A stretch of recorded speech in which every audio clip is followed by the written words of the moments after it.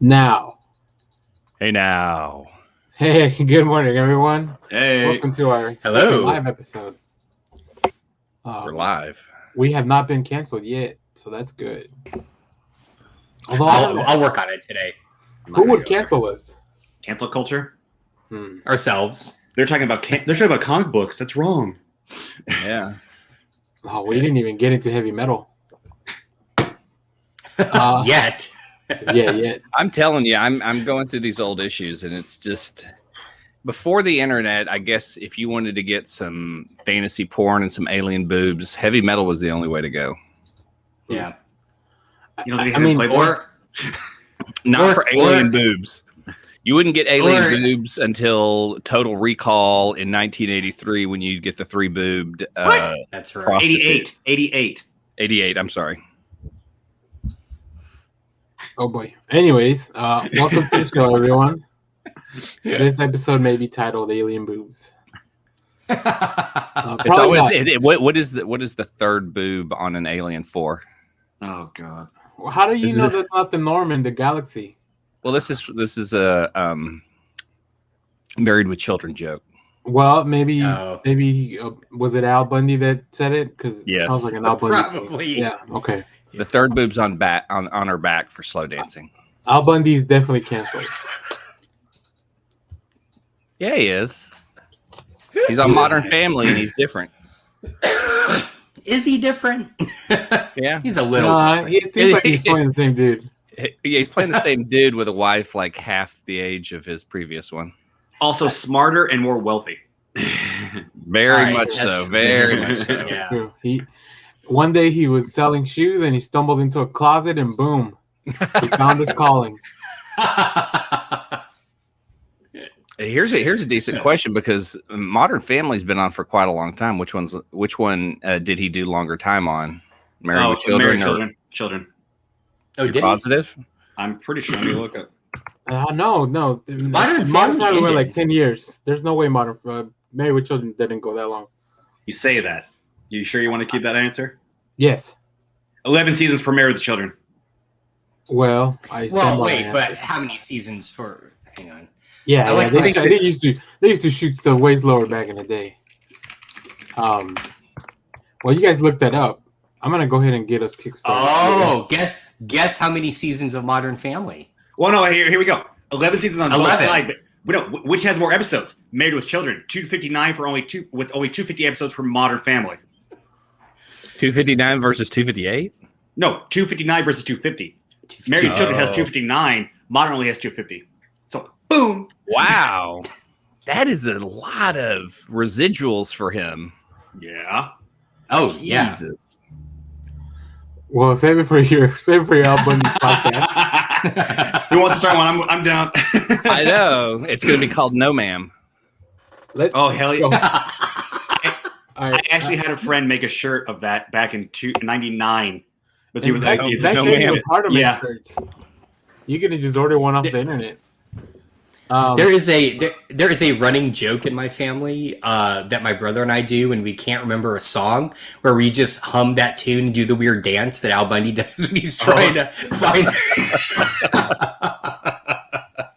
Daniel has no idea what I'm talking about. Yeah, I don't know. I mean, I know the dude puts his hand in his pants and that's it. That's it. That's it. That's it. What? Oh my God. He worked hard for his family at his shoe store, and he just wanted to come home to a decent meal and some respect. Never got any. Okay, so we do have somebody watching, and I was afraid we were gonna lose them because of the lack of Godzilla talk. But I'm glad that that's not the case. They're here for all the Ed O'Neill. This is the Ed O'Neill podcast. Excellent. Welcome, everyone. Yeah, the thumbnail's clickbait. You click it and Kong's head is replaced by Ed O'Neill. So, yeah. But let's go on real quick to our previously on because I have a feeling that we're gonna go along on Godzilla. Yeah, I don't know why. It's not like that's not our thing. We didn't spend 2 hours talking about the last movie. I mean, I haven't watched this movie twice to come on and talk about Ed O'Neill. I don't think we're going to go that long because it's not 4 hours. So then just about half the time. Yeah. Well, I mean, I did watch all 4 movies, so that's 8 hours of kaiju. I had to rewatch Godzilla versus Kong because I was not a fan the first time. Oh, hey, I'm still not. Clay out, bully both of them. We'll just talk because these two. I'm sorry. The first time I watched it, I was just, and maybe the second time too. But we can get into that. Yeah, let's save it for the main topic. So real quick, I read some comics this week, guys. I very excited. Tell us about it. So the first one I read, and I'll actually save this one for. Oh no! I'll save this one. For... Love it. And no disrespect to Katie Seagal, she is amazing, and she makes Futurama. So there you go. Exactly. So I read a comic this week, like I mentioned. Yeah. God. I just subscribed. Oh, he's back. He's back. My boy's back. I need to get the book. I can't believe I missed you too. Last time I saw him, he was Marvel is treating him like crap in this issue. Holy shit! They really are. They really are. But I have faith in Daniel Warren Johnson. He's a great writer and artist. I think this is a mini series, so I think he can. I hope not. He can have that space to play around with enough, like he's done with other things. But yeah, this book kind of takes place after. If you guys remember when we all read Thor. Thor had a fight with him and he broke Stormbreaker. So like Beta Ray Bill has to deal with no hammer or no. Well, not only he lost his weapon, but remember Odin enchanted that hammer so he could turn back into his humanoid form when he put it down. Yeah. And now he can't. Now he's stuck in Beta Ray Bill form. Ooh. I want to do this. There's one scene in there where basically it's him and Sif are about to have a romantic interaction. But he can't change back out of his horse form. Yeah. And she's like, well, I mean, I'm sorry, but... And he's just like, I understand. And just walks away, heartbroken. It's like, really? Aww. Are you really going to fucking do this to this man? Yeah, so it's good. And I think this is a comic that's like... He's not just a second-rate Thor. Like, he's his own character. And I hope... Like, that's what it looks like to me, like we're going to get. I do like that headgear. That costume looks awesome. Yeah. It looks like a ceremonial Asgardian costume. Well, it's because Thor's off world and leaving him to take on Fin Fang Foom with the whole Asgardian army. So he has to wear he goes, I gave you every weapon in Asgard. So and it's infected Fin Fang Foom, right? It's he's got the mark. He's being controlled by Null. Yeah. Mm-hmm. Yeah. The other thing I read was the other history of the DC universe. This one was good too. Number 3. Yeah. I love this series. This was written by John Ridley, with art by Giuseppe Camuncoli and Andrea Cucci. I think Giuseppe does the layouts, and then Andrea actually does the art. But this was so good. Like every issue we've gotten it through the filter of one of these, the Outsiders, pretty much like the team that they make the Outsiders. This one's through the lens of Katana.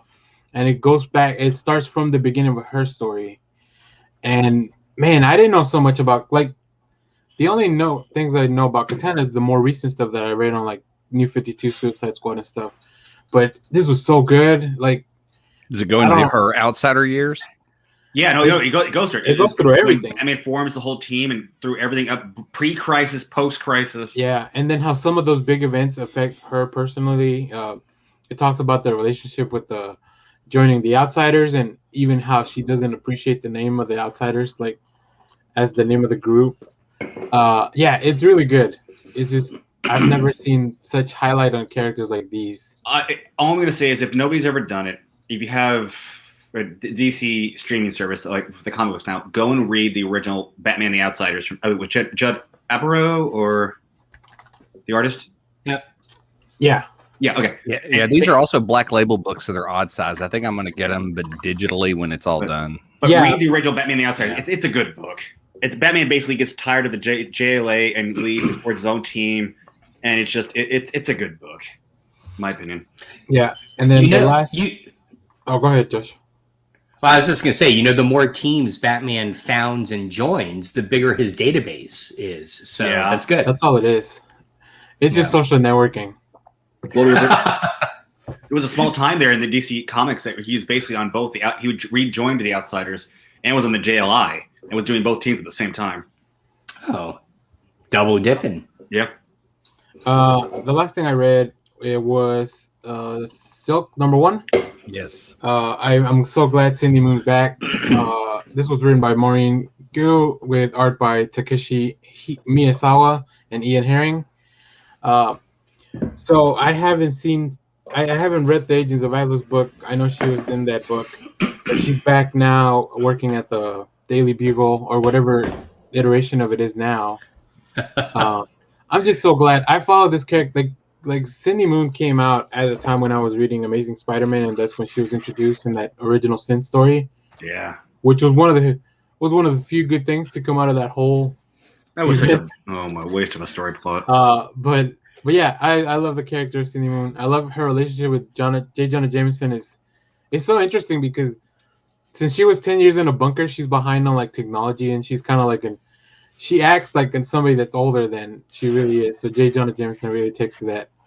He calls her analog because she can't use any of the the technology that the kids are using these days. So it's really good. I recommend it. I think this one's also a miniseries, which I'm okay with because I have too many singles issues. So yeah, I got it. So I got the Scotty Young cover and dug the art inside. I haven't read a story of hers yet, though. So should I start with Agent of Atlas, or is this one I can? No, I think this is a good jumping on point. It catches you up to everything. They don't even mention the Agents of Atlas stuff because I think that's involved with King of Black, and it's kind of a mess. So this is a good starting point. Yeah. So all right, so completely honest question: when did publishers stop putting like limited series on the cover? Because it really drives me nuts now when I go to pick up a book and my presumption is this is just an ongoing title, and it's like, no, we planned from the beginning 5 issues, right? And it's like, well, then put 1 of 5 on the cover. Like, let me know. It's only been within the last couple of years. I've bought a couple of limited series, and then on the 3rd issue, it'll say limited series. Yeah, right. I think they're looking at the sales, and this is kind of a dirtbag move by them. Like they'll wait to see how the sales are doing, and then they'll decide is this a miniseries, is this an ongoing, because they're gonna write the first story for one arc, anyways, right? Right. Yeah. Yeah, that makes sense. So they can just hedge their bets. But Clay, let's go on to you since we both read the same book. Oh, for Damned Cursed Children #3 with Howard Wong, Josh Stafford, Robin Simone, friends of the show. Yes, that's right. Again, this is just more fun. Kids killing people and people killing kids. I mean, it's just so weird that I actually put a soundtrack to it for this issue. Oh, really? Yes. If you start issue 1, put on Whitney Houston's Greatest Love of All, and by page 3 they'll be talking about the children being the future as kids are getting their heads kicked in. There is a page 3 where one of the survivors just full on field goal kicks this kid's head. I mean, and it is just so fun. This is one of my favorite panels, so I had to clip it. As you can see, look at that. Listen to that thunk and that panel. And that thud, like the onomatopoeia that's used here on the lettering. It's so much fun. Like I'm really enjoying this book. I'm a little sad that it's only 5 issues, but I'm glad that we got in on the the ground floor. I just love the idea that like everything attacking them is like under 4 foot tall, and they're just kicking and hitting and punching, or it comes in giant waves. I hope they finally do address. There is one younger person. We don't know how old she is, but she seems kind of like a child, but she's not affected by this. So it may go back to Clay's theory that, when we were talking to Howard and Josh, like he brought up like how old are these kids or whatever, like what's that age range or whatever. So hopefully that'll be addressed in the next 2 issues. Maybe not. I mean, they said they had a game plan to maybe extend the story if it was successful. So we'll see. It's kind of this weird trend in books right now because like another book that I've been reading, Big Girls, is about when kids are born in the future. If you have to like notify, because if you have a male the male will grow into a giant kaiju, and a female will just grow into a giant female. So, yeah, that's what Big Girls is about, and it's a fun, wild, weird book, but it's real rough. Like, there's a couple like this is a little more lighthearted. Yeah, I know they're little kids and they're being kicked in the face and dying and stuff, but it's like zombies. In that story, they have like a full 3-year-old in the first issue. This is because it's kind of rough. In the first issue, they catch a guy who's been trying to raise his son, and he's 3 years old, and he probably is about 10 foot tall and weighs 250 pounds. Like, he's just this giant baby. And there's a crew that has to go out and execute them. And so that kind of like the fun part of Big Girls is the giant kaiju fights with these women who have guns and everything. The rough part is they kill kids before they turn into monsters, so they're just giant 3-year-olds. It makes it just so much creepier. That's definitely two way different takes on, Oh boy. Yeah. People killing kids, we love to see it. Yeah, we do. Yeah. What do you out of this issue? Are you drawn to any of the characters in the story, or are you just here to see the wave of kids? I don't want to get attached to anyone because it feels like it's all like everyone's cannon fodder. So I don't want to get attached to anyone really. I mean, maybe we're supposed to get attached to one of the kids that's taken over. Nobody really has a name, which is really interesting, right? That they never gave anyone a name; they just addressed them by like their profession. Yeah. I do know I don't like the guy that was driving the car. He's kind of a douchebag. So I can tell you who I don't like, but I don't know that I like any of these guys better. What else, Clay? What else you got? I'm digging the art on that book. I do. When I get that book, I'm really excited about just the fight scenes and the kids. I mean, I kind of don't care about the people as much in the story. Maybe I'm rooting for the villain the whole time. Are you? Do you find yourself in that? Because like a couple of people, I go, it'd be okay if they died. Yeah, no, I think, like I said, I haven't gotten attached to anyone, so I think I just want to know. I want to know the mystery of the kids, like all those action scenes. This was really it's keeping me way more engaged on this. Okay, I'll be right back. Okay. Well, let's hop on, Josh. Let's hop on to you. Okay. I know one of. Yeah, no, that's good because one of mine is also Clay's. It's been a busy week, so I haven't really had a lot that I've been reading comics wise. I'm actually sitting here downloading all my current issues so I can read them later. I have, and I know this will come as a shock to all of you, I have actually been mostly keeping up with Falcon and the Winter Soldier, which is interesting. So are you up on the third episode? No, I watched the first two. I need to watch 3. Okay. I have something. I prepared something, and it's like a tiny spoiler, but I really think it's good. Talk about the very end. But I'll bring it back when Clay returns because I want to see everyone's reaction to it. Okay. But go ahead, Josh. Yeah. So there's that. So kind of waiting on Clay. I'll get into this in a minute. I will say, showing my age, I did just pick this up. Yesterday. Nice. Oh, that's the 25th anniversary vinyl of REM's classic "Automatic for the People." Where'd you get it? So that's nice.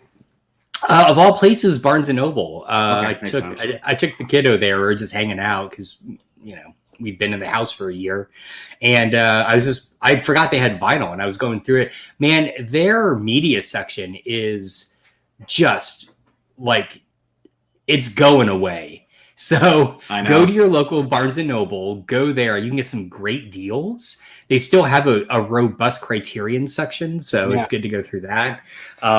Just go. It's weird. But the other thing is I've started watching that Q Inside the Storm documentary series on HBO Max, which is just disturbing. It's so disturbing. Yeah, I didn't pull an image for that because I don't want to start Googling Q. Yeah. Don't. But one of the things I think it does really successfully is it does this balancing act between Q the phenomenon and the people behind 8chan that kind of fomented it. And so it does this. Yeah, I know. So I was kind of waiting on you because I saw this on your list too. It does this really good job of like presenting both of those, right?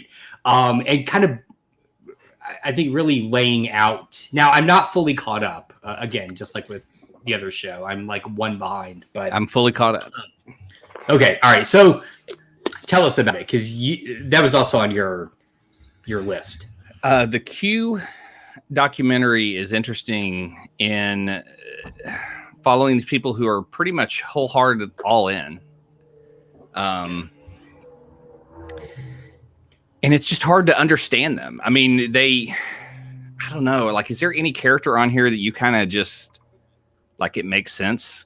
Yeah, it's like none of them. There's a woman on here who lost everything, lost her job, lost her family, is all in. And you're just going, oh, this is going to end so bad for her. You're just sad for her most of the time she's on the screen because she's so committed to this fallacy.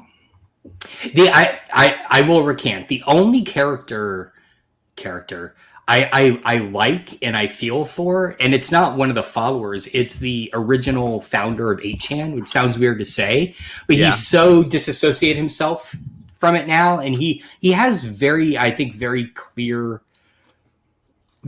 understanding of what has happened, right? Yes. And a very realistic understanding of what has happened. And so he's the most relatable, I think, of anybody in this show.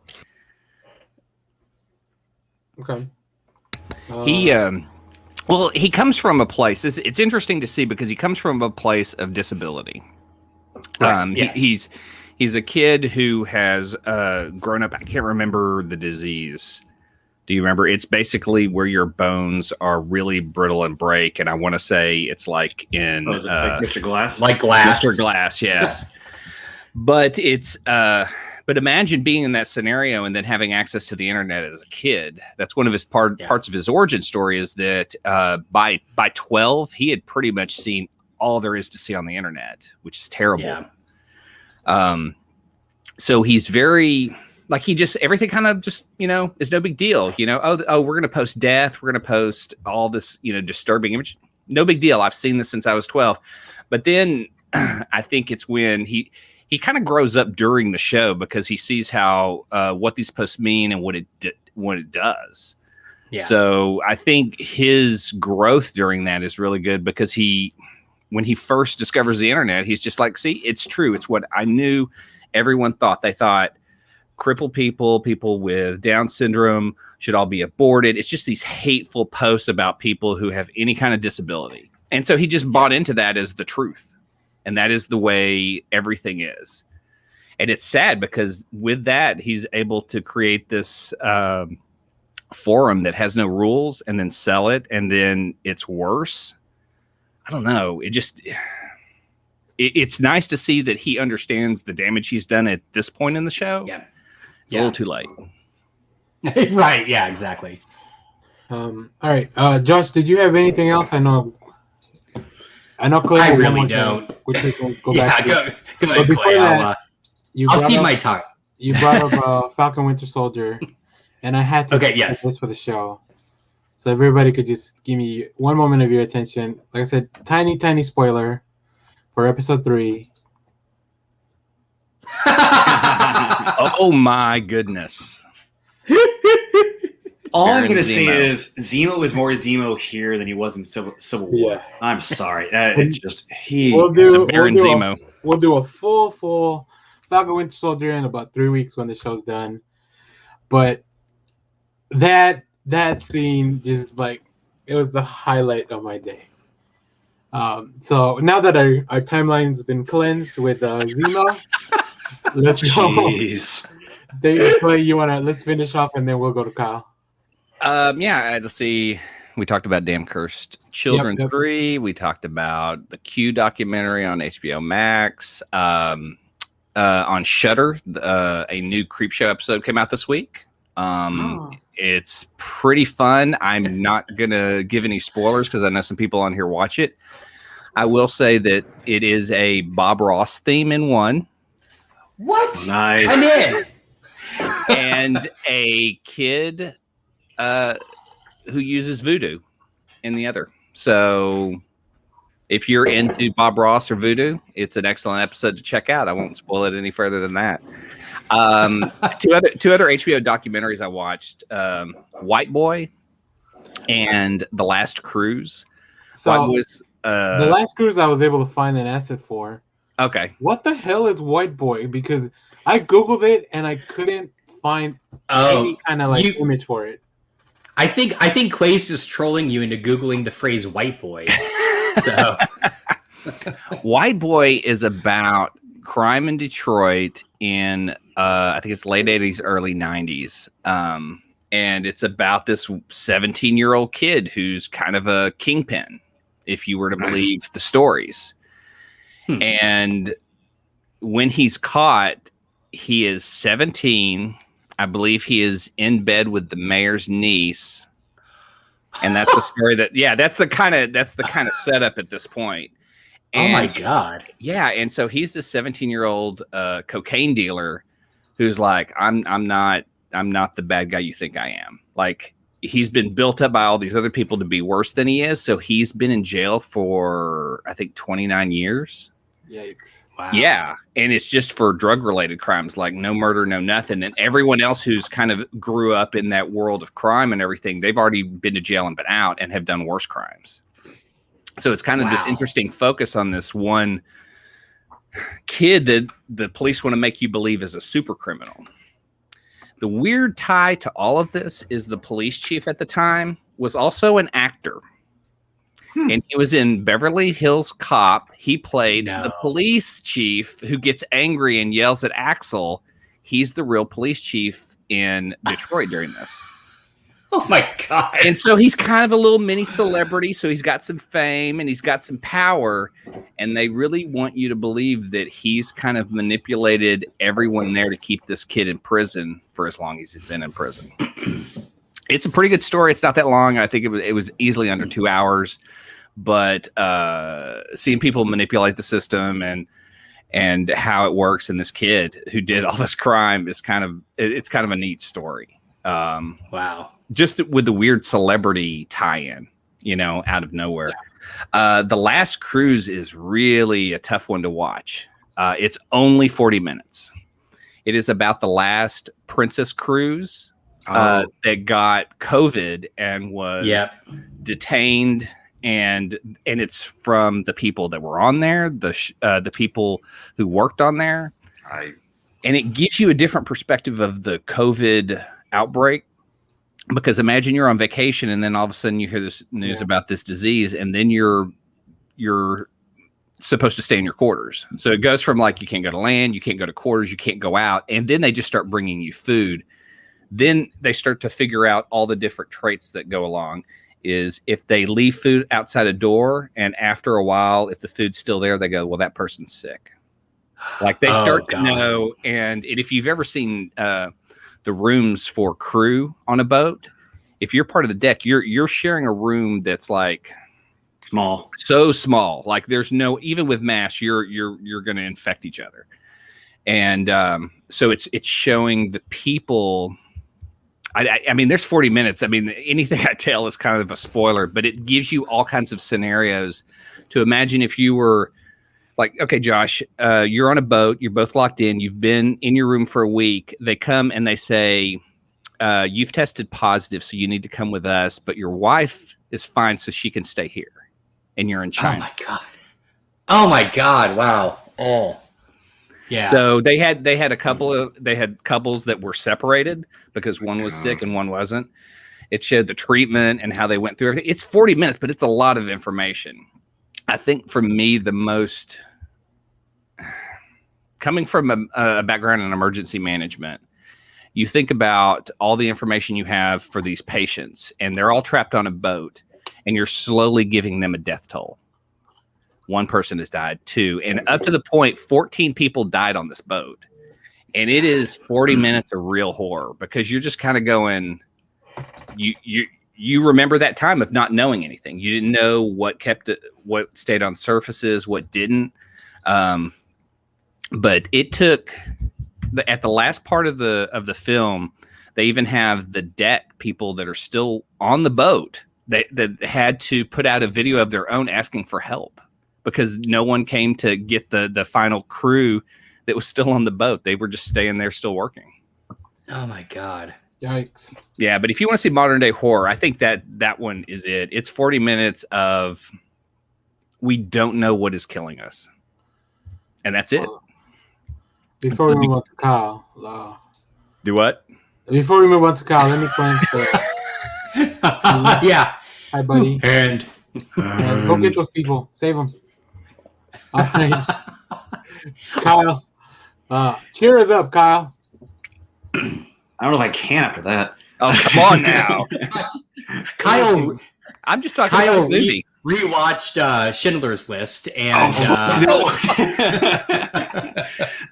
outside of some of the stuff I know, like I already mentioned, Daniel read. I also read issue 2 of X-Men Legends, which is them telling older stories of the X-Men, and the second issue is dealing with like from the early 90s, Cyclops and Havoc dealing with finding out that they have a half brother who was basically genetically engineered by the Shire, and they're dealing with Corsair and the Starjammers and stuff like that. So it's just no, not Vulcan. Adam X. So how many Summers kids are there? That's where. Yeah, I think that's where Marvel's going to leave the door open to see how many like. But they even hint. They like saying, "I'd heard that we've had other siblings," so they hint at Vulcan. But yeah, this is basically he was genetically engineered from DNA of their mother, not from Corsair, but from their mother, and so he's like a agent for the Shire. That's why he's so extreme. Yeah, and then also. If Daniel can grab them, I put something in the general. There's a comic book coming out. God, as much as I love guilty pleasures for crossovers, and God, I do not want to give any credit to Fortnite. They're about to release an issue where we're about to see the outcome of who would be the most badass martial artist. And they're doing a Fortnite crossover for Batman versus Snake Eyes. No! No! Snake Eyes? G.I. Joe? One of the most badass ninjas out there. Yeah, I know. I'm like, oh no. Snake Eyes is no. Growing up in the '80s, he was the one within Storm Shadow. He was the one G.I. Joe character you wanted to have. I just why? It's for why? I know. Okay. Why? Hold on. In his defense, why did we get Planet of the Apes and Green Lantern? Why did we get Kong and Planet of the Apes? Why did we get half these crossovers? I mean, why did we get Back to the Future and Transformers? Well, yeah, I know, but I mean, I didn't request this. But I would love to see a good martial arts fight between these two. God, I almost want to come up with crossovers Kyle wouldn't agree with, and I don't know if that's possible. No. You should do that. Let's do an episode where you come up with the crossovers, and I'll give you a reason why it shouldn't happen. All right. Well, Golden Girls and Transformers. Go. Oh, I need time. You're supposed to make a list, and I got to have time to think about it. Now, I could see that happening. That's coming to my head. Okay, so Alpha Trion comes to Earth and ends up being a roommate for the Golden Girls in the backyard. Kyle, like Batman, he needs prep time to win any battle. No, yeah, but I can see Alpha Trion, and he brings Cup and Ironhide, who are the older Transformers. Like, this is Earth. We need a place to stay. So they reach out to Blanche. She owns the house. And maybe we stay here in your backyard. We'll pay you a handsome fee for a room. And then basically you get to see the fights between the girls, how snarky and bitchy they are. And the Transformers just go right back at each other. So it's like... Okay, what about if GoBots go to Fantasy Island and want to be Transformers? Oh! Oh, okay. I need time for this one because this. Kyle's gonna write a spec script for this. It just hurts so much, Come back next show for that. I'll say I did also buy the X-Men Legends. I'm not buying it because I want it. I only bought it because I wanted this cover of Adam X, the Extreme, who is like the most '90s character. But does he have a skateboard? The book is so 90s. I mean, it's Havoc in his X Factor costume, and and Cyclops in my favorite Cyclops costume. That one he wore from the Jim Lee series and the animated series. That's my favorite Cyclops costume. But it's just a fun. If you like comic books from that era, it's just a fun read. Yeah. All right. Well, and anything else, Kyle? I'm trying to think TV series wise. Luckily, unlike Clay, I'm not watching anything is depressing. Yeah, go watch Mighty Ducks Game Changers, Clay. That's No, because there's already a sad story attached to that one. Because he hates hockey at the moment. He'll love it hockey again. No, look at all the kids that didn't make it to the show. There was one that had like a really bad drug problem. Seriously? No. Yeah. Oh, the people that are coming back. Well, we don't know who's coming back yet, Clay, because we're only in episode 2. So I'm just still amazed they got Martin Sheen for that show. It's really impressive. And Disney's de-aging technology is amazing. All right. That's enough of that. I think people, ducks fly together. I'll tell you that. Well, I'll say this before we move on to the show. Game Changers is pretty good, and quack, quack, quack. So let's go on to the main event.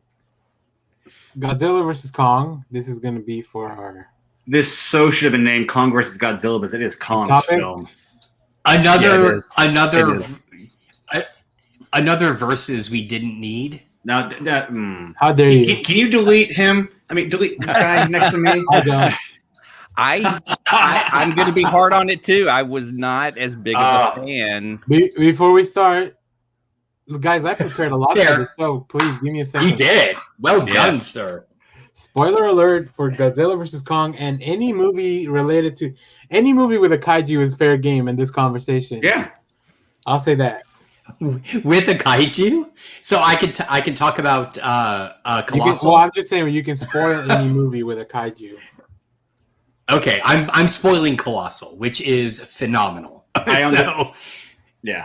Ignore this movie. Go watch Colossal. All right, so I see. I gotta go, guys. Bye. I like Colossal.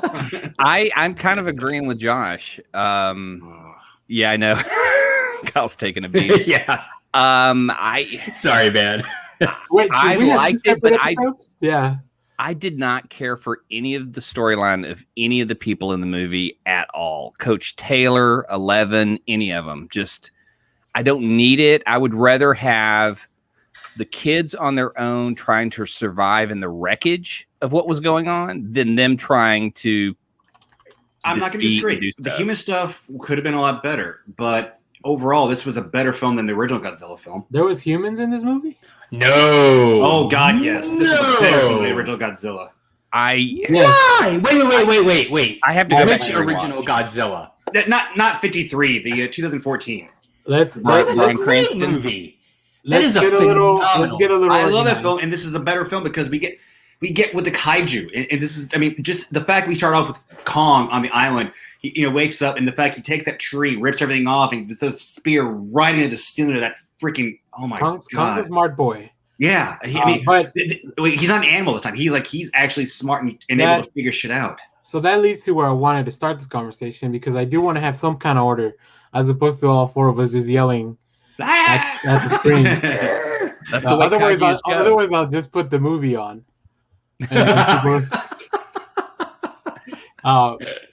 So I want to hear you guys' real quick thoughts on the previous films. Like, did you? Because I went ahead and watched all the other movies again. Okay. I watched Godzilla vs. Kong on Sunday. Or sorry, I watched Godzilla 2014 on Sunday. Kong Skull Island, which is my personal favorite. I think. Yeah, I love that. And then I watched the King of the Monsters on Tuesday, which I really love all the fighting. Like, it's a common theme that I just love the kaiju stuff, even if the human stuff's like underdeveloped. I don't have a problem with it because they do enough. And then I watched Godzilla vs. Kong top of the morning, so I could do that little review, that quick video that I put out. But what about you guys?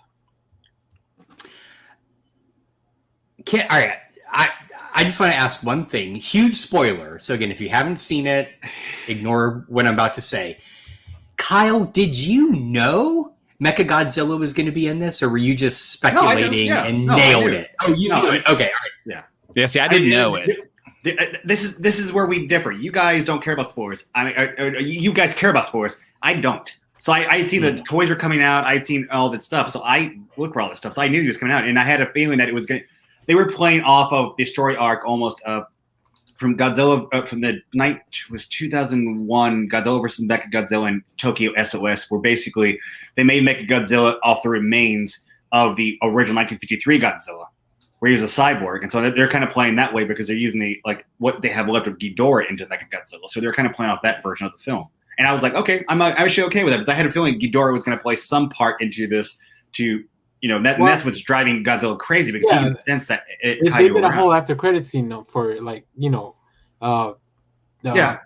Tywin finding his head at the end of the movie.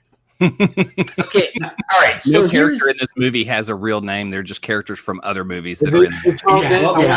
No, here's the Easter egg. Did you guys know the Easter egg of the Asian dude who was driving Mechagodzilla? Who he was? Well, that was that was Sayasawa's son, right? That's Serizawa's son. Yeah. Okay. I don't know that was. Yeah, that was. I thought that was pretty clear. Well, they didn't get it. Okay. No.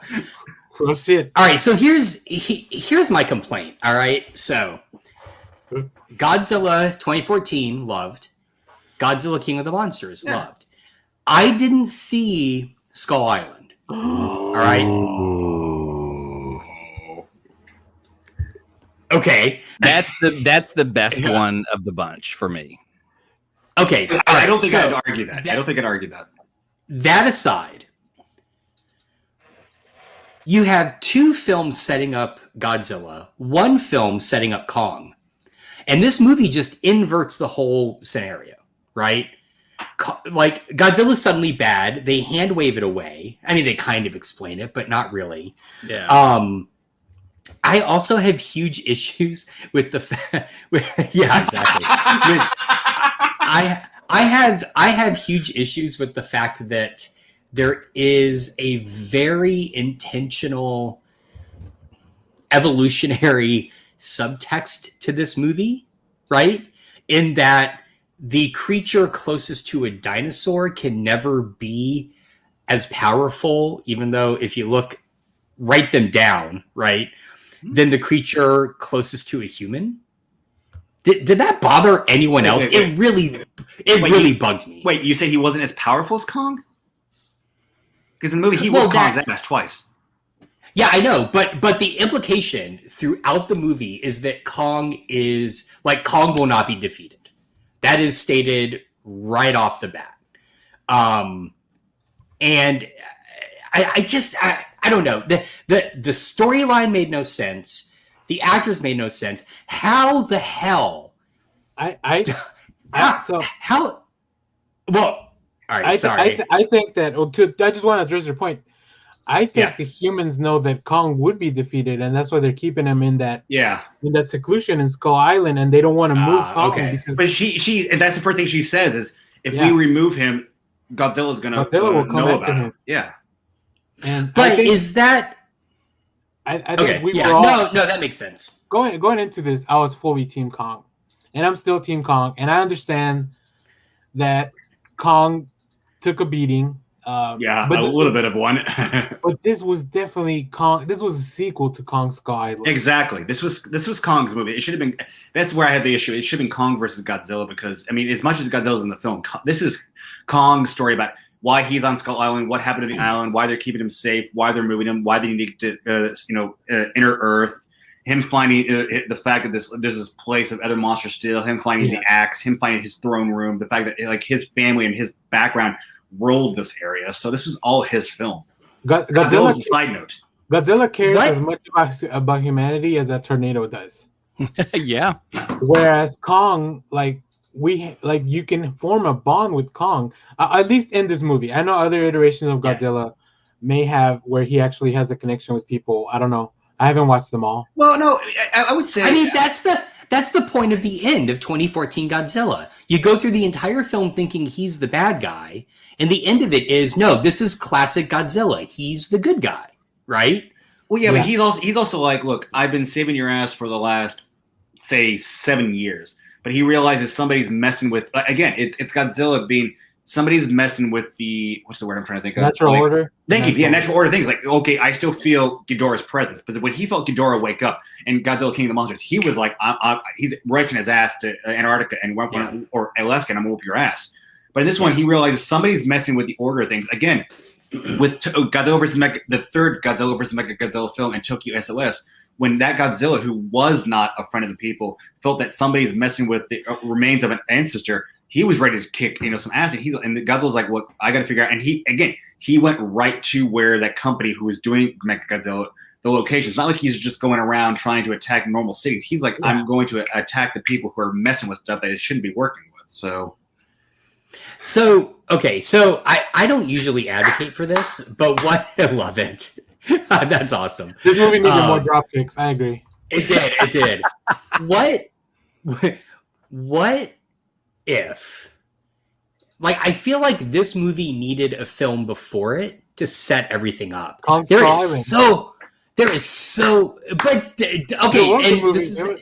Yeah, you haven't seen the film yet, Josh. So no, I haven't. So does Skull Island set up? Does it set up Hollow Earth? Does it set up the construct? Does it set up the but it's kind of yes. Okay, but tell him it is a lot of in the credits and post-credit scenes. They do things through the stone walls. They tell the history of the monsters on Monster Island. So the story itself is not setting the whole Hollow Earth thing does stem directly from, and they try to do exposition in this film to kind of make you remember that. And they even put John Goodman's voice, like he starts narrating as the opening film. Gotcha. Okay. Yeah, as the film's opening, like you do hear all those things. Monarch's always been the through line for like pretty much all these movies. Yeah. So in Skull Island, they basically when they go to Skull Island, and even John Goodman's character even says, "We believe that there are like the ground is hollow, that there's other stuff going on."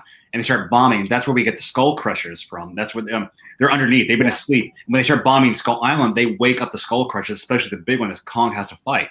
Yeah. And then in the end credit scene, when it's Tom Hiddleston and Brie Larson's character are being held, this isn't the first time we ever saw a monster. And they show clips of where there's actually cave drawings of Godzilla, Ghidorah, Rodan, and Mothra. So which sets up Godzilla, King of the Monsters. And so basically, this movie sets up for what this is saying. Like, and even again, this is where I think it's kind of funny, where they add stuff into the book version of the movies. In the Godzilla, King of the Monsters, they even say there's a section in the book where you read that when Ghidorah is released and all the Titans start to awaken, that Kong feels the presence of all these monsters, but he decides to stay because he doesn't want to leave Skull Island. He realizes this is my land. I have to protect this. This is where I want to stay. Well, my take on this is the problem. Skull Island is the best of this series. I'm not gonna argue that. Skull Island does the best portrayal of Samuel L. Jackson's Man of War, bringing war wherever he goes by whatever means, and that there's a shot of Samuel L. Jackson in front of Kong, and it is like that sums up what that movie is about. And when those two gaze, that first gaze of Samuel L. Jackson's eyes into Kong's, you realize, and that's why I said in the movie, Samuel L. Jackson is not in the right mind. He's PTSD, and when you realize that this big monkey just cooked our butts, he's got to be taken down. You realize that that's all he's ever going to focus on the whole film. The first 30 minutes of Skull Island kind of feel like a riff on Apocalypse Now. Yeah. Almost, yeah. Yeah, I mean, you're getting ready to go to war, and you're getting ready to go back into it, and you're going in with Samuel L. Jackson, and he is gung-ho about war. Yeah. That's what makes that movie so good. This movie should have been more about the balances of nature and us trying to control Kong and how bad that could have gone wrong. I mean, it actually did. If they don't really focus on it, but Kong destroys most of the fleet that was surrounding him, and they don't really address the mass death that is caused by this. There are, or even at the end. I mean, they tear down Tokyo. They did the same thing with the original Godzilla film, because this monster. What was it? I think they're in Hawaii. He shows up when the first Mutu is there, and a tidal wave basically just floods the whole city. And nobody mentions the fact that after he's beat them in San Francisco, well, he's caused other damage, but he's going to be our hero. There's been every other film. he's caused damage, and nobody ever even talks about the damage that he's done. And that was Godzilla. And they're still like, well, Godzilla's our friend now. So the fact that Kong destroys the fleet, kind of a mute point. Kong uses warships as things to jump on from ship to ship to go fight. And you're just crushed and destroyed, and it's like an entire fleet is just dead. Yeah, which, I mean, guess what? You bring a big monkey into the ocean where Godzilla's main natural habitat, you're going to get your ass handed because this boy needs a solid ground to step on. So I'm sorry. No, that should have been the heavier focus of the story, because they do show a scene where the soldiers are out and they see that they're about to die, and they're just like they just had this moment of just like, oh, they know what they signed up for.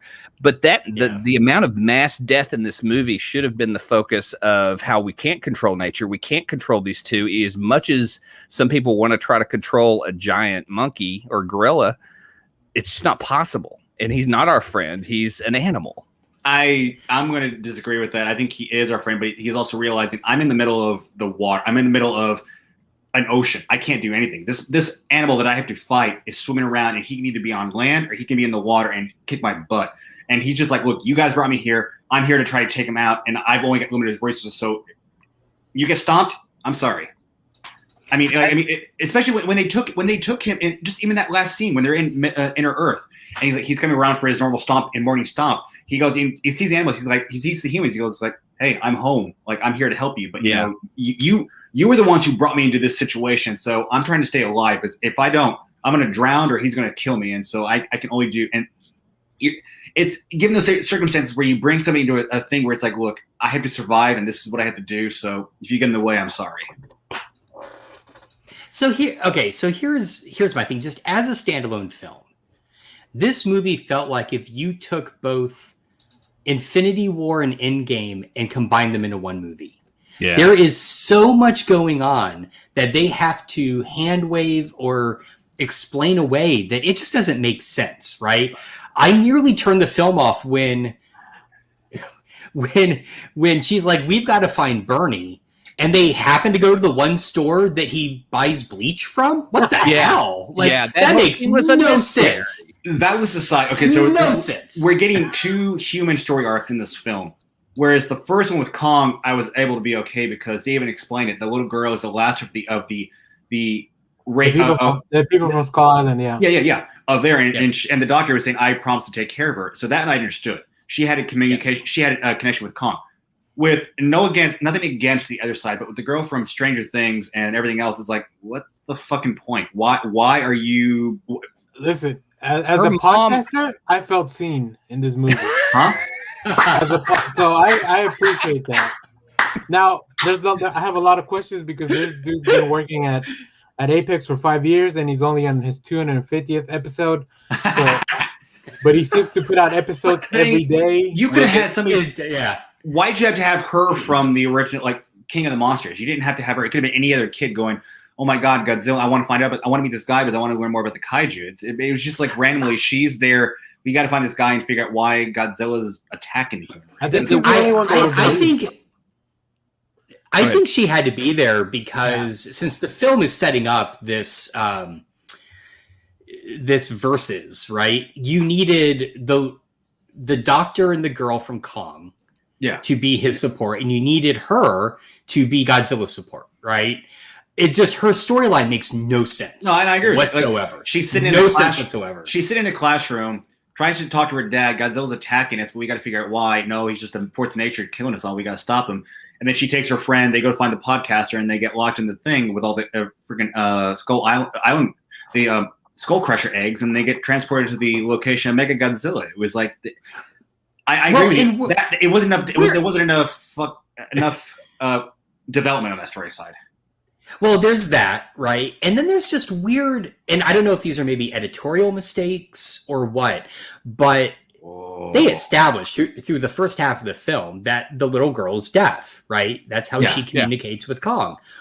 At the end, when they're in the HEAV and they're flying around, the other characters will say something and they will cut to her like nodding like, yep, I understand that. And I'm like, how is she hearing them?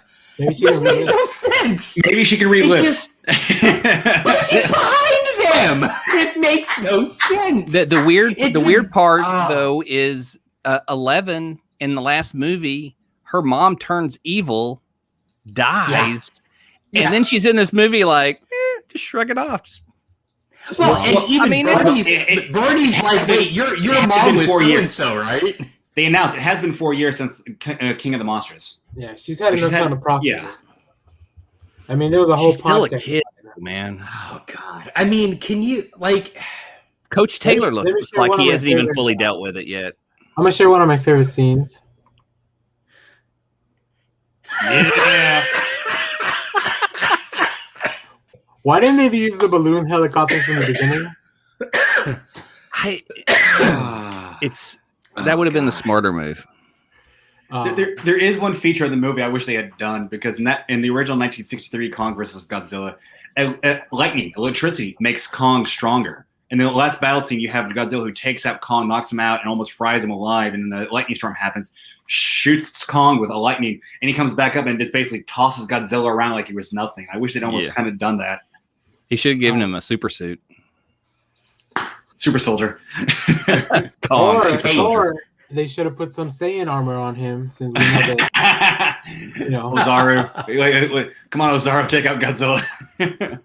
Yes, exactly. That's what I thought too. Up. They all got from Up and Godzilla shop at the same balloon shop. The bulk. They buy the bulk from that Bleach guy, and then they buy the balloons in bulk from the Bleach guy. Also, I'm sorry. Bleach is how they find this guy. It makes no sense. It could have been a commercial for Bleach, for those vehicles, because they made sure you knew what the vehicle was called more than you knew the names of the people. I'm sorry. Let's just go back to freaking Zack Snyder's cut of Justice League. How much of an advertisement was that for Mercedes? I'm sorry. yeah, that's true. Batmobile becomes a Mercedes. Right there, big close up of the symbol of the Mercedes symbol. Like, really?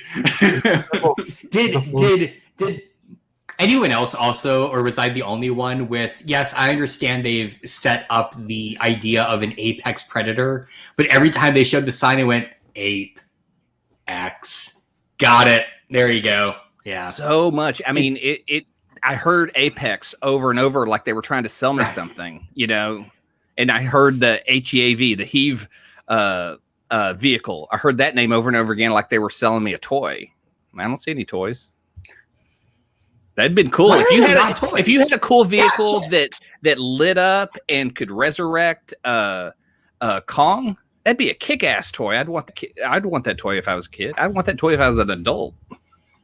I want that toy right now. I'm Googling. I'm buying it right now. One thing I appreciated about the movie was that we got into the action pretty fast. Yeah. The first fight was 25 minutes, 25 minutes in. Even you get Godzilla right at the beginning with an adorable sequence, because who hasn't woken up, especially this past year, who hasn't woken up like that, where you don't have anywhere to go? It's the same stuff every day. You don't have any clothes on. You're in the middle of the woods. I've woken up like that in college many times. You see, you go out and you make a spear and you get some food. Say hi to your neighbor and then throw the stick at the. I think that's how that movie with Jim Carrey ends, right? He throws a stick. That's literally what I was going to bring up. I was like, yeah, that whole opening sequence is just a little mini version of why can't I think of that movie? Alive with Ted? No, Ted. No, it's oh Jesus Christ! I'll look it up. Hang on. All right. I was telling somebody yesterday that half of these movie or 25% of these movie podcasts is just us trying to remember the names of things. Yeah, yeah. I'm an old man. I usually do pretty good. I can remember some stuff, and then we just default to Kyle. The Truman Show. Truman Jim Show. Carrey. And another thing I really thought it was interesting. So in the first sequence we get Godzilla, he takes them, they fight in the ships. In the trailer, at least the trailer that we saw here in the US, we see Kong punching the shit out of Godzilla. Yeah. But as I was doing research for the show and like trying to get some images, I watched the trailer that aired in Japan and Asian and stuff like that. Instead of that, you see the punch Godzilla that throws at Kong.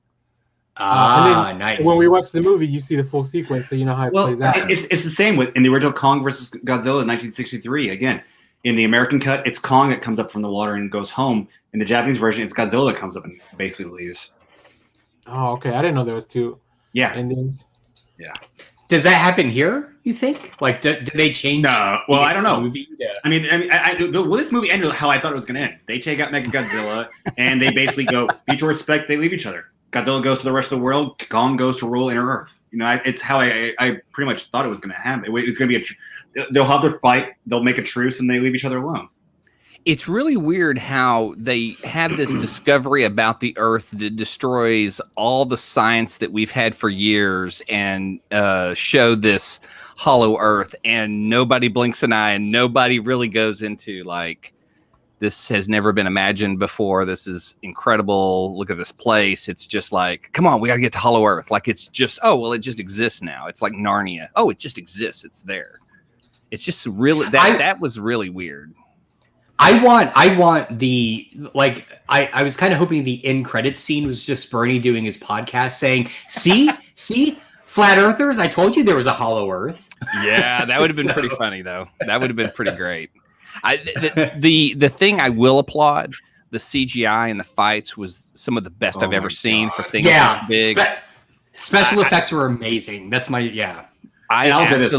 I love the scene of Kong climbing back onto the ship after he's been drowned and he is just coughing up water, and you see hair move, eyes, the details, everything in that scene. He looks tired.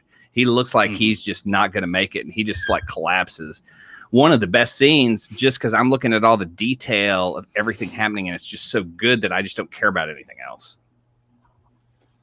Yeah, and I like that. Like for an ape, I mean, usually it'd be chimpanzees that fly around like Kong does, but this man, when he's trying to go to Earth, he's just walking around like, I mean, he's just like a monkey, just flying around. It's like, this boy can move, especially that last battle where they're in Hong Kong, and he's just going from building to building, trying to avoid the atomic breath. It's like they make, like I said, Kong, like 76 Kong, 33 Kong, 2005 Kong. He was always a beast who was taken away from his home. And this is an intelligent creature that basically, like, you know, don't mess with him because he knows how to actually fight and will fight you and basically will do everything he can to take you down.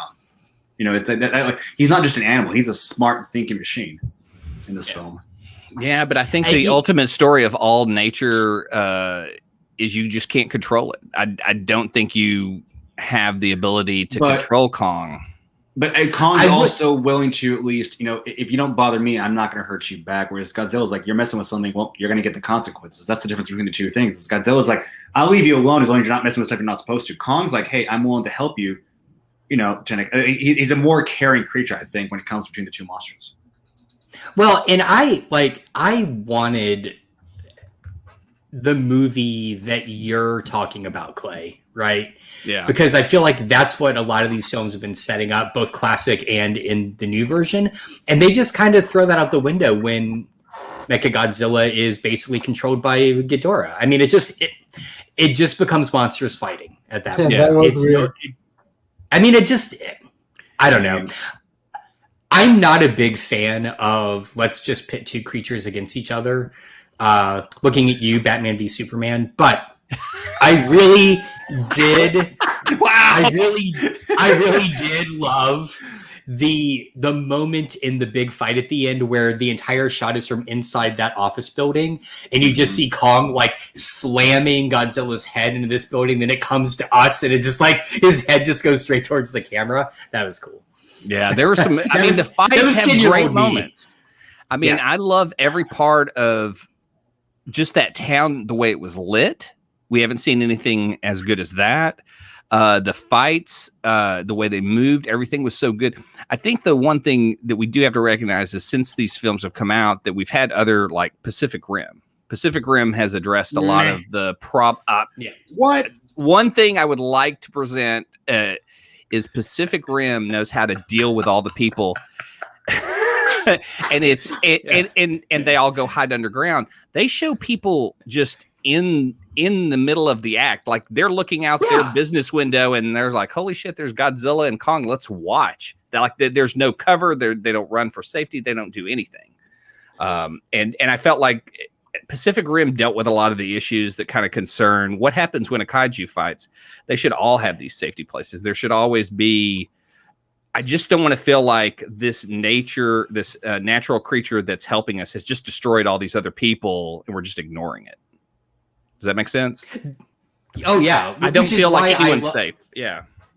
Which is why I love Shin Godzilla, right? Because it is the Godzilla story from the human perspective. Yeah.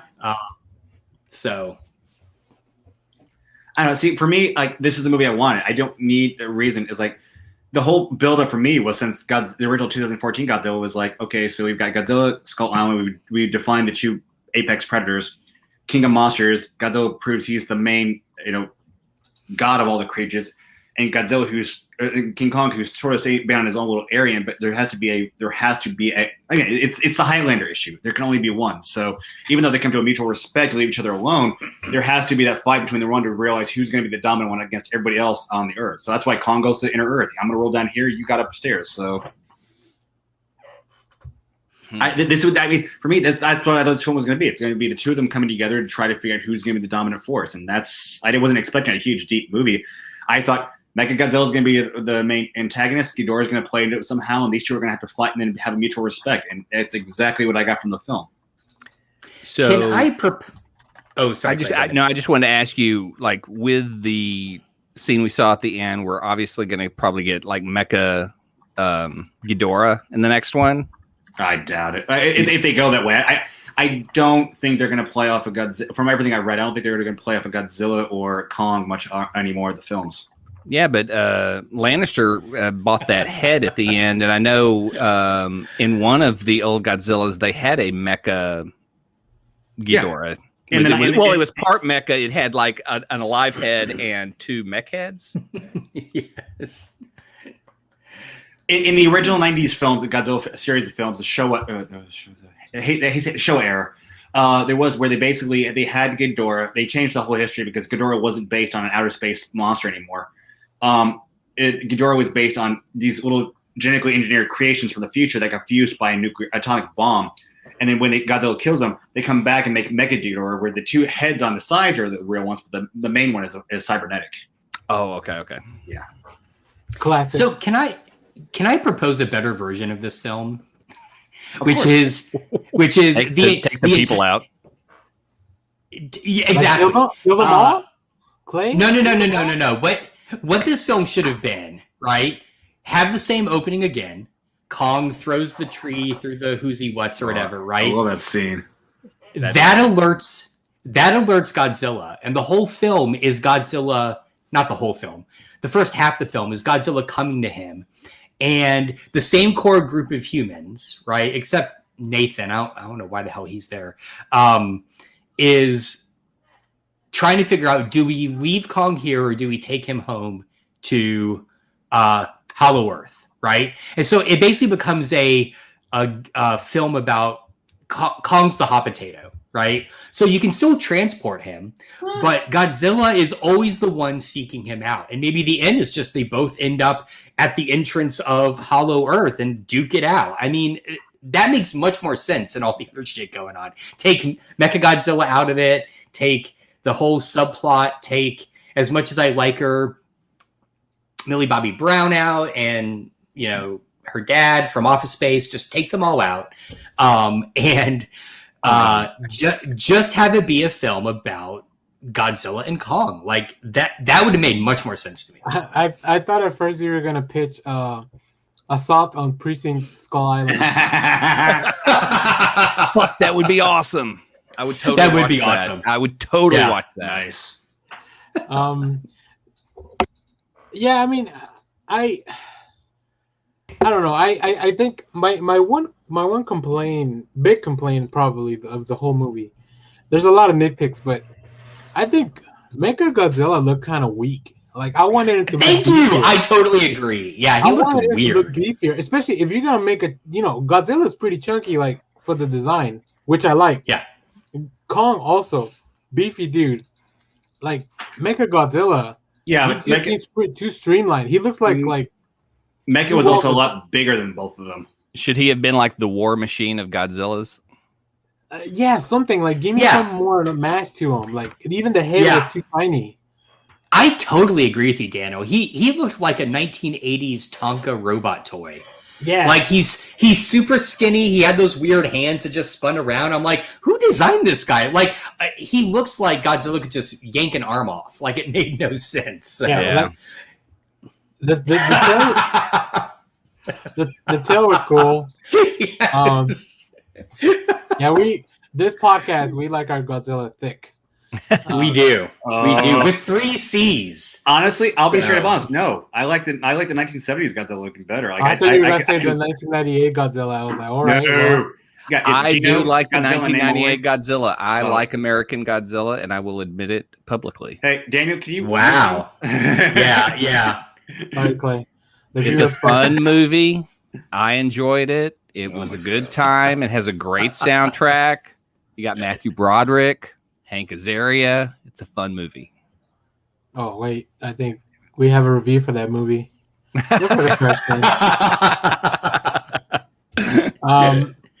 Yeah, I don't know. I don't know about that. I haven't wanted to go back to watch it just because I don't think I love it. I think it's fun. It's just a standalone monster movie. I mean, you got to say it's better than Cloverfield. No, I don't. I don't have to say that. Yes, you do. I love Matt Reeves. I love all the Planet of the Apes films, but that movie is shit because it's hard to watch because of the camera. That whole movie is ruined because of camera shakes. I don't mind that. I liked it. I thought it was different. I enjoyed Cloverfield. So I don't know. Maybe we'll have to look at all these kaiju movies. Yeah, let's do it. Let's break out all the kaiju movies. I want to create a Texas kaiju, a giant armadillo that just attacks Fort Worth. You know what? I miss like Rodan was so cool in the King of the Monsters. Yeah. Mothra was the shit. Yeah, I know. That was another thing. They set up Mothra like that she could come back, and there's no Mothra in sight. Maybe it has to be bigger danger than what happened in this one. I thought there was an after credit scene somewhere with a Mothra egg. I think so. I think it might have been in the first movie, the 2014 film, but that was never paid out. I mean, I don't know if this is. It looks like this series is over because I think the rights have gone back. I think the contract's finally run out. I think they had it for 4 movies. Whatever. I don't know. I mean, well, that makes more sense why they rushed this out then. That they kind of threw everything into one movie. I know they're separate universes. I want Gamera. Just give me flying, spinning. Oh God, no! I want Baby Godzilla. Okay, I'll go with Minya. Minya would be kind of cool. Getsuki? No. That's his nephew. That's his nephew. That's his nephew? Yeah, no. Minya is the original Baby Godzilla from Son of Godzilla. Minya, who would actually go into Final Wars. Godzuki was the nephew, the Godzilla with wings that the Hanna-Barbera made for the TV series in 1978. Yeah. I want to see. This is the one scene I want to see. I want to see Mecha Godzilla kick Baby Godzilla the way the kids are kicked in Damn Cursed Children. Just kick that little tissue and watch him go fly like 5 blocks across New York. Well, that's a crossover I support. No. That almost happens in Son of Godzilla when Minya first hatches. They're the giant praying mantises, Kakarakas. When they basically just knocking the little guy around like he's a little just doughboy, like, and you all hear is. I'm just trying to think how small could you make the kaiju and have them fight within a stadium? Like because I would kind of like to see something smaller, but inside Madison Square Garden fighting, or some kind of cool stadium setup for a giant fight. I think Baby Kong could have probably fit in a stadium to fight. So Baby Godzilla and Mighty Joe Young. Well, I think Clay just wants that movie Rampage. I do. Yeah, I do. But we already had that. How about this? Mecha Godzilla versus Real Steel. Oh my God! Oh, I feel like Real Steel doesn't stand much of a chance. Also, where's that Titan with that was like a big mammoth? Cool. That was a new one created for this. That was a half. Yeah, but what happened to that dude? Like, where do they keep him? Oh, that big spider one thing. No, they went back. No. At the end of King of the Monsters, they all went back to their slumbering areas. That was the whole thing. Since Ghidorah basically was knocked out, Ghidorah was waking them all up, saying, "Hey, let's terrorize the world." Godzilla whoops Ghidorah's ass, and they basically all come and go, "Okay, you're our new king, so we're gonna go back into slumber." I think Clay's on board with this Hardcore Henry, but it's Godzilla idea. I would watch that. That'd be badass. All right, so we don't have enough first-person games where you get to be a kaiju and just destroy a city. All right, so real quick, we're talking about Mechagodzilla's. Look, I just put an image in the there you go. Yeah, the original 1970s. If you can grab that, Daniel, this is what Mechagodzilla first started out as. Where'd you put it? In the general section. This is what the original Mechagodzilla was. So you're talking about he was, again, he may not have been the most streamlined cybernetic form, but this guy was taller than both the monsters and whooping their butts because they had Ghidorah running the whole show. So maybe if we had a little more development with Mechagodzilla, I think it would have been a little bit better. But I had no problem with him being, because I've seen this story. Like the way I felt with this movie, that's original Mechagodzilla. Yeah, and the way this one started out is in the original it was Godzilla vs. Mechagodzilla from '75. They actually had him covered in actual synthetic Godzilla's costume, so he looks like the original Godzilla until Godzilla finds him. They have a battle of the atomic breath, and he just basically wipes away the original skin, and then you see the whole streamlined cybernetic body. Ooh, I'm glad you brought that up. Because that leads me to one of my favorite things. The little fastball special combo with Godzilla and Kong, where he charges up the axe. Oh my god, yeah. And then Kong just wrecks shop. Yeah. He fucking Superman punches him one time. So cool. He does. He jumps off a building and just comes down. Yeah. It reminded me of one of my favorite sequences in Pacific Rim is when the two original kaijus attack, and then Gypsy Danger takes one out. They go back to the city. Gypsy then just shows up with a boat, like a cruise liner or something. Like I don't know, like some giant naval ship. Just dragging he starts using it as a bat. Yeah. I mean, we're getting into the age where kaijus are going to have weapons, and it's just going to be fucking awesome. So we've had a ship, and now we have this giant axe that seems to have superpowers. Well, no, you know what the axe was, right? The axe actually was made of one of Godzilla's descendants of fins. That's why he charged up. That's why it absorbs the energy. Yeah. When they get to Inner Earth, they basically find out that King Kong's ancestors had been rolling down. That's why he has the throne. But they'd also fought one of the ancestors of Godzilla and basically taken one of the actual fins and made it into the axe. That's why. How did I watch this twice and not get that? I don't know. Come on, Clay. You call yourself a Godzilla fan? I don't want to say you. Don't feel bad, Clay. I didn't get it either. I don't want to ask if you were under the influence of anything. I always am. I was not, and I missed it. So there you go. What do you think? I watched it once, and I got all this. I'm sorry, guys. What? Come on. Well, yeah, but you're Kylepedia. You know everything. To me, after watching this, though, King of the Monsters, the last movie, was, to me, my favorite. It has the best. I mean, I love Kong Skull Island, but just the last movie was so much more fun. Oh no, it was great. I love the last movie. As much as I still like this film, I'll give you where you guys are going. I think King of the Monsters is the most fun, and Skull Island's the best of the four films. I agree. I still enjoyed Kong versus Godzilla, but it was. I got what I thought we were gonna get out of the film. Outside of Mike Nixon picks on some of the human development, it was it was what it was. So I wasn't disappointed. Whereas other films, I was disappointed because we didn't get anything. I'm gonna stay quiet because I don't want to anger Daniel, but I'll kick you out of this thing. But at least I got what I was expecting from this film. Whereas other films, I was hoping for something different, and we didn't get anything where I was thinking it was going to go. If I had to rank them, I think I would put Skull Island as the best one, then King of the Monsters, then Godzilla vs. Kong, and then Godzilla 2014 at the end. See, I would reverse that. For me, it's Godzilla vs. Kong, and then Godzilla is at the last one. Right. Same. Or I think you said Godzilla vs. King Kong. Yeah, so that's the third one, and then the last one is third. 2014. Yeah. Okay. I think we have the same order. But if you want to just like, if you're asking me just to rank them based on the kaiju action, I think King of the Monsters is the top one. Then Godzilla vs Kong, and then I think even 2014 has better. Although it's a lot briefer. Like the fight with the Mutos is pretty cool. Am I the only one that likes the 2014 movie? No, I like it. I think it's just not my favorite.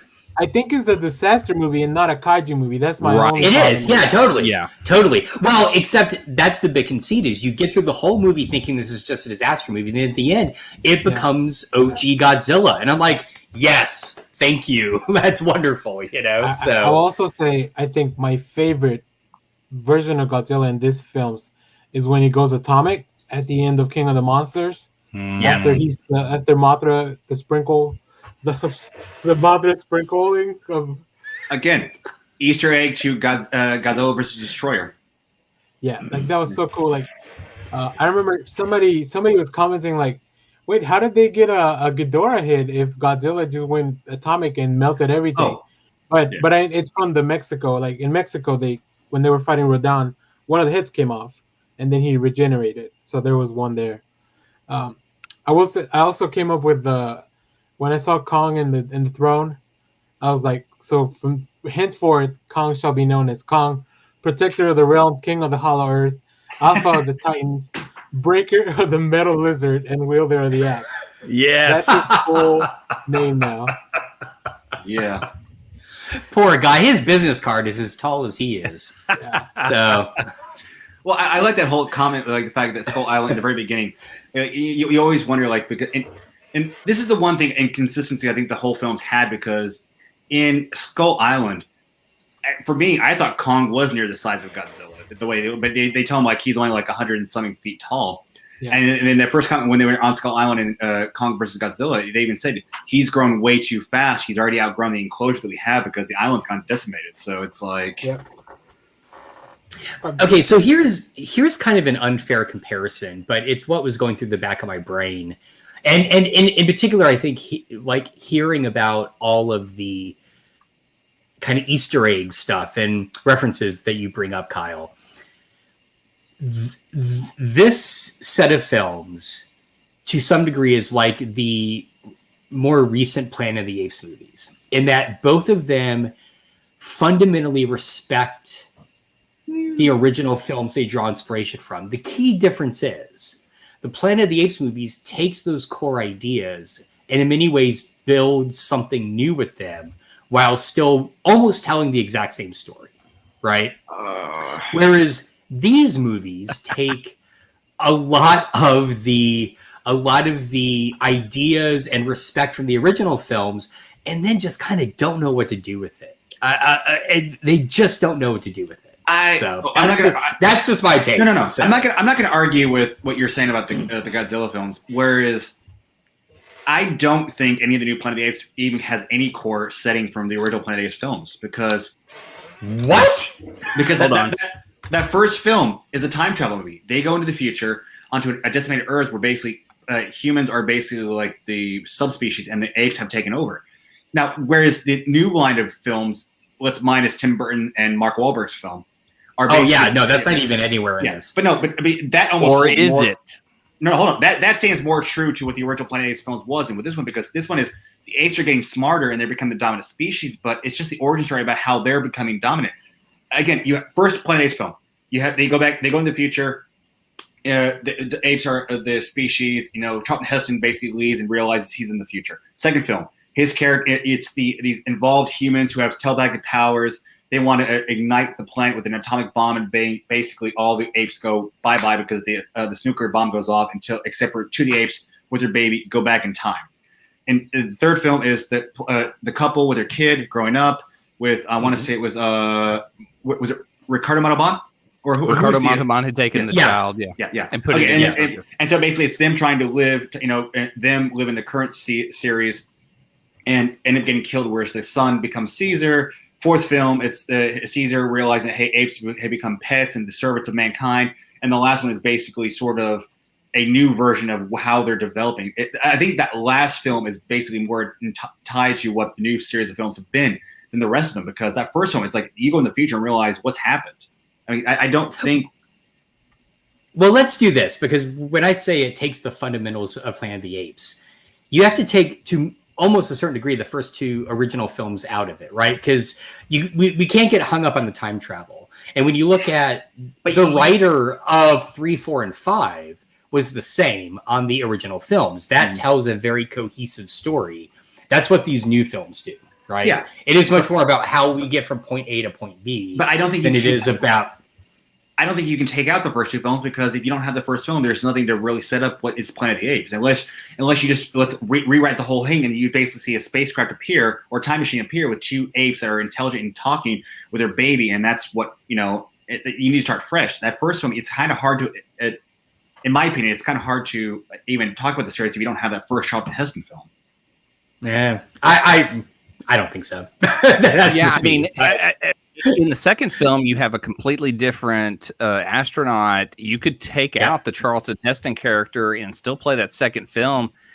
Charlton Heston just wanted his character to die in the second film, so they just brought it in to be blown up. So, and everything blown up. I mean, it was like, let's end the franchise here because I don't want to make any more. I wish they had done that, honestly. But even as much as I love the fourth film, you have apes running around with Uzis. Oh no, I'm sorry. When you have apes. 3, 4, and 5 are so much better than the first two films. I'm not saying they're not better films. I'm just saying, like, I love the fourth film because when the apes rampage and you got fire, Uzis, they're like, ah. But I think that first film is still a cement. I was sort of trying to think. It's still a important part to sci-fi films because, again. Oh yeah. Yeah. Hard. You can't. 2, I think, can almost be taken out, but you can't ignore the fact of that first film. Now, I think that you could have reestablished a different storyline if you start with 3, 4, and 5? Yes, but I think it's hard to ignore what the first one was that started this whole Planet of the Apes franchise. Okay, well, I dropped a link into chat that gives a better description or gives more cred to a lot of the films and the way you think the chronology should go, and it even gives credit to Tim Burton. So we'll watch it. Maybe we'll have a Planet of the Apes episode, and I'll defend the apes all the way through. Because even though I shit on Matt Reeves' Cloverfield, I love his ape series, and it's one of my favorite things. I do too. I feel like what the Matt Reeves series does is don't get me wrong, I don't dislike the first two movies, but you could very clearly watch the first two films of the original series, end there, like you said, Kyle, and then you could watch the last 3, and they're related, but not. No, right? But I almost wish they had just stopped with 1 and maybe started brand new with number 3. If that makes any sense. Right. I think we can go that too. No, it does. Because I think what the Burton film proved is trying to remake the original, which is a stone cold classic, is impossible. Yeah. You can't outdo the shock ending of the original Planet of the Apes. You just can't without getting that weird Burton, this makes no sense, right? I don't know. Abraham Lincoln was No. Oh, there's always going to be my favorite cameo. Rage. Oh, shit. What is that? Space. Oh, crap. There goes the planet. I don't know what chat Clay is talking about. We'll figure that out later. I didn't see it either. I'm sorry. I put it in YouTube for everyone. So. Oh, okay. I didn't. Let's sorry, I got this way off topic, but yeah. Let's wrap up because the question of the day is actually about kind of Godzilla. Well, damn it! I had a question of the day. I want to. You know, we can have 2. Well, no, honestly, if people like both Planet of the Apes and Kong, they actually did it was IDW did a Kong Planet of the Apes crossover comic book, which it says limited series. So Clay has a question of the day, so I'll leave him that. But then I'll ask you guys any final thoughts on Godzilla before I move on. Mm-hmm. No, okay. It's still fun. I mean, it's always going to be fun. Yeah, and you're watching it at home. If you already have HBO Max, like. There's no, you can watch all 4 movies on HBO Max, which once we hit 100 subscribers, we'll be giving away a free month of. So, click that subscribe button if you haven't already. But my question I had, and then we'll go to your question today, Clay. What would you guys like to see in the next movie? If there is a next movie, I had to say it, but and I was like, well, I don't know a lot about. I haven't watched all the old Godzilla movies like you guys, but I was looking on Twitter and I was like, oh, I don't know what this dude is. I don't know who this Destroyer is. Destroyer. But I want this. Okay, so Destroyer is basically again. There were different eras of Godzilla films. This one basically, there was the Heisei era, which was the 50s, 60s, and 70s. Then they restarted the Showa era in the 85 with Godzilla 85. This one is a creature that got formed by if you ever saw the 1953 film, they had that bubble kind of oxygen thing that called the Destroyer, which kills Godzilla at the end of the film. It was the chemicals from that thing that mutated these creatures to become Destroyer in that film, and that's what Destroyer is.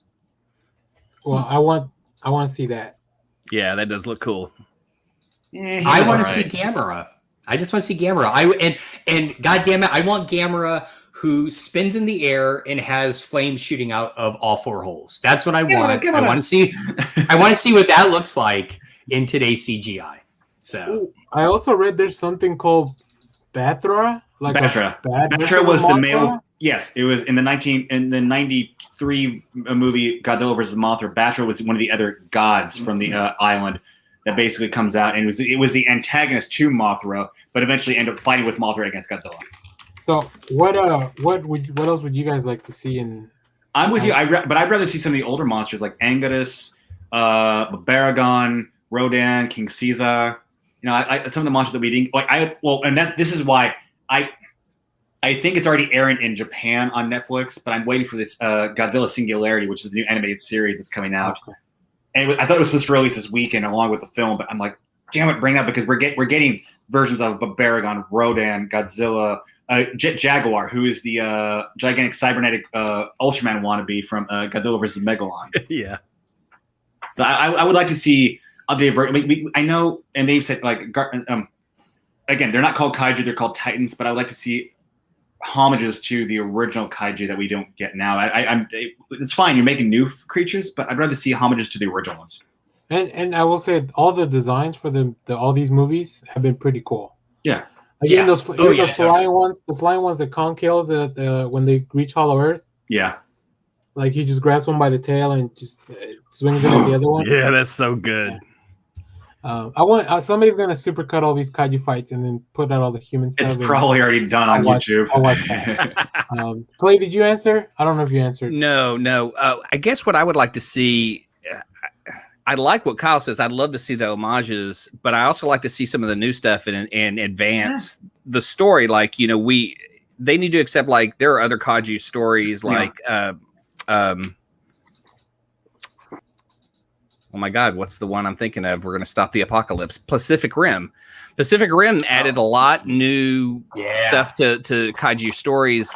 And I think that's why we get to see Kyle on point with the action figure. Well, you do it so many times. I know. I'm ready. I like the homages, but I also want to see them adapt to new things and bring in some new stuff. I want them to recognize, you know, these other films. And, you know, I think that's probably why we get to see a weapon, Kong with a weapon. Yeah. Because we saw it in Pacific Rim. I just want to see these two try to outdo each other. I mean, we have a great chance to get some really great films, and if they keep outdoing each other, we all win. If they keep doing homages, we're just going to see the old stuff over and over again. Yeah. Okay. All right. Well, that's been our Godzilla talk. Godzilla versus Kong. Kong won.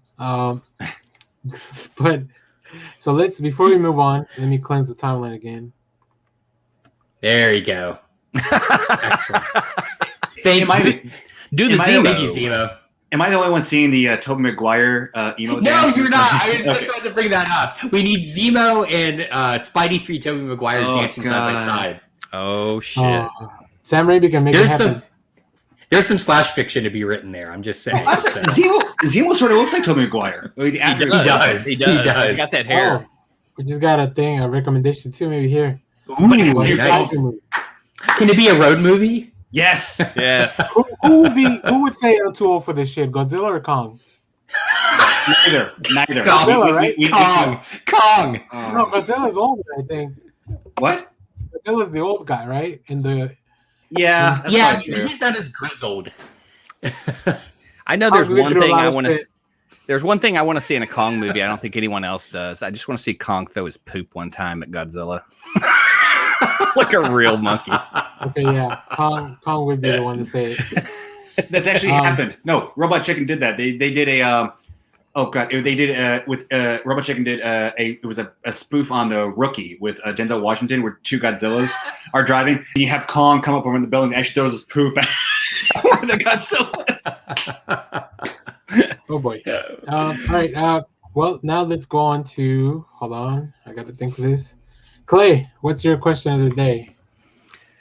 What's your superhero porn star name? Oh dear God. Is there a formula for that? I don't know. That's just the question I thought of. While we think about that, yeah, this is. I already have an answer. If it would help any of you come up with an answer, yes, please. Go for it. I've got mine. So. I'm Captain Boomerang. I'm Flash Thompson. You know what? I think I have one too. Yes. Mine is just gonna be Adam X, the Extreme, but then with 3 X's.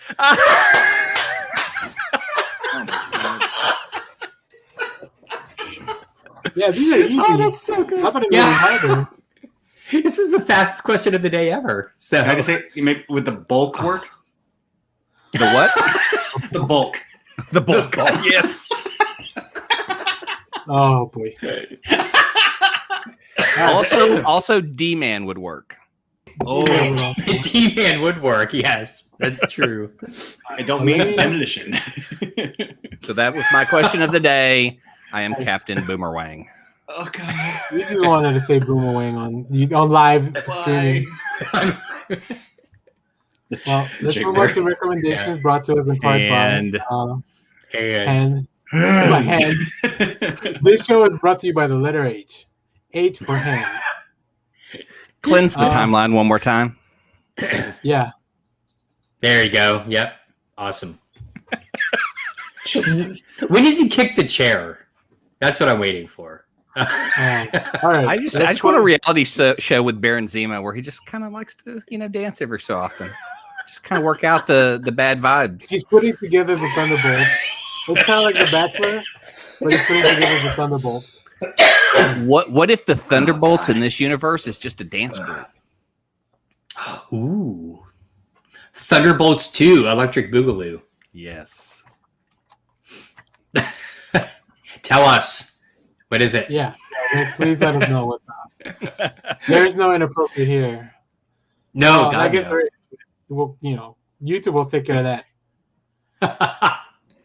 Okay, while that's happening, let's go on to our recommendations. Yes. Mine out.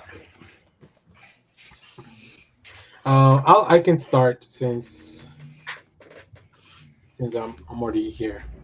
Oh, computer. I'm ready. Okay. Well, you can start because I'm not ready. Too. I should start calling this Clay goes through Shelby's comics and picks out good stuff. She has turned me on to this author called Stephanie Phillips, who has been doing a lot of shit in comics, and she's doing the Harley Quinn book. But the book I'm going to recommend is Nuclear Family. Hold on, we have an answer for your question, real quick. What? Yeah, there you go. Love it. Wow. Love it. Wow. And on that note, can I get a logo for that guy? I'm curious what the logo for. We'll have to commission someone. If you're watching this video later and you have your own superhero porn name, leave it in the comments. Yeah, please do. We would also accept any logo for the Wizard. The Wizard. Oh, Nuclear Family is like a slow burn, but it's a good book. It's got great art from Tony Chastain. But I picked this book up because Shelby had it, and I'm reading it, and she goes, "Well, don't you know about Stephanie Phillips?" And I'm like, "No." And she goes, "Well, she's doing Harley Quinn." And someone even tweeted at her, and I put the tweet in the show notes that they were asking how she could write fights so well, and apparently she's an MMA fighter too. So, oh wow, yeah. So this is kind of a badass author out there doing the things that she's writing about. But I really love Nuclear Family. It is a weird. I mean, I'm just going to say weird. If you like the weird shit that I say on here, you'll like this book. That's the only way I could say it because it is It's from Aftershock Comics, and I'm New just not even podcast sure starting where next week. it's going. The weird shit Clay likes. It's a lot of weird stuff. Oh my god. Cool. Let's go with Josh. I see you have a thing. Yeah. This is a book from last year. It is The Art of Cuphead. Oh, it's a beautiful hardcover book. My wife got this for me as a gift. It's from Dark Horse Comics. Yeah, but and it is my wife. It is all of the kind of art and production from this. If you've never played Cuphead, good God, go get it. Play the game. It is everything I ever wanted in a game that I didn't know I wanted, which is give me Ub Iwerks early color animation style with hard as nails platformer. And this book is just beautiful. It is, because they really truly did animate it like a classic. That is cool. Yeah, it's a great book, and you can find it. It was on the shelf at Barnes & Noble yesterday when I went. Definitely worth getting in hardback, just as a nice coffee table book. So nice. There you go. Art of Cuphead. Okay, let me go ahead and do mine, and then we'll finish out with Kyle. So I have two quick things, both comics. The first one is this graphic novel called Infidel by Pornsack P. Shot, sorry about that, and Aaron Campbell and Jose Villarrubian art. This is a horror comic, and I read it because I'm part of a reading group with I Read Comic Books podcast. It was recommended to the group, and I just read it out of nowhere. We weren't expecting to read a horror book or anything. It deals with horror and racism and prejudice in such a way that it leaves you I felt uneasy. I started reading the first issue on Friday evening, and I was like, nope, I can't read this at night. I'm not gonna sleep well. I need to wait till tomorrow morning. So because the art too, it's so good. So yeah, I recommend that. It's from 2018. It got a bunch of awards and talk. Nice. People were really, really going really crazy for this book because it was so good. The other thing I want to recommend, and let me click on the link. It's a new book coming out this week, so I haven't read it. Project Patreon #1. This is a book by Steve Orlando and Patrick Piazzalunga.